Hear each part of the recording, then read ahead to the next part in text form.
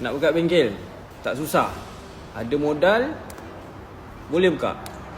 Yang susahnya macam mana nak panggil customer datang. Itu yang paling susah. Aku share macam mana aku buat. Sebab aku bukan pomen. Background aku bukan background pomen, belajar otomotif ke, bukan. Tapi aku pasang impian nak buka bengkel, nak ada kedai tayar ni masa umur aku lebih kurang dalam 20-21. Dah lama lah, 10-15 tahun yang lepas. Dan niat nak ada. Tapi kita study, kita try tengok macam mana nak buka kedai macam ni, macam mana nak buka bengkel macam ni. Oh, ini bukan senang. Ni bukan biasa-biasa punya perjalanan. Bukan biasa-biasa punya usaha. Jadinya okey, tak apa, kita letak tepi dulu, kita jalan dulu, mungkin lain kali ada rezeki baru kita start.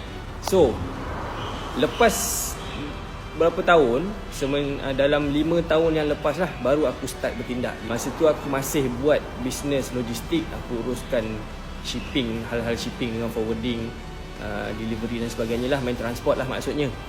Aku tahu modal dia besar. Dan aku ni baru nak start, takkan aku nak terus main besar. So aku try dengan tayar motor. Kebetulan waktu tu aku pakai tayar motor besar, jadinya aku berkawan lah dengan geng-geng yang pakai motor besar ni lah.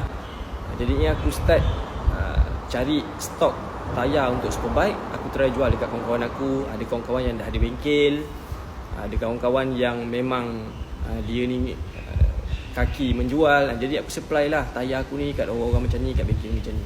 Aku jalan lebih kurang dalam 5-6 bulan lah, lebih kurang. Aku letak deadline aku 6 bulan untuk aku test. So selepas 6 bulan, okey, benda ni aku nampak dapat sambutan. So aku start cari kedai. Kedai kecil je. Faham-faham lah, KL tak senang nak cari kedai yang murah. So kedai kecil lebih kurang sewa dalam 2,000 macam tu, standard kedai lah.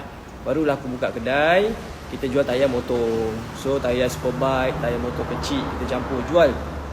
Benda tu berjalan, okey, alhamdulillah 2-3 tahun dan sebagainya. Sampailah aku stop buat bisnes shipping, buat bisnes kontainer ni, logistik ni aku stop.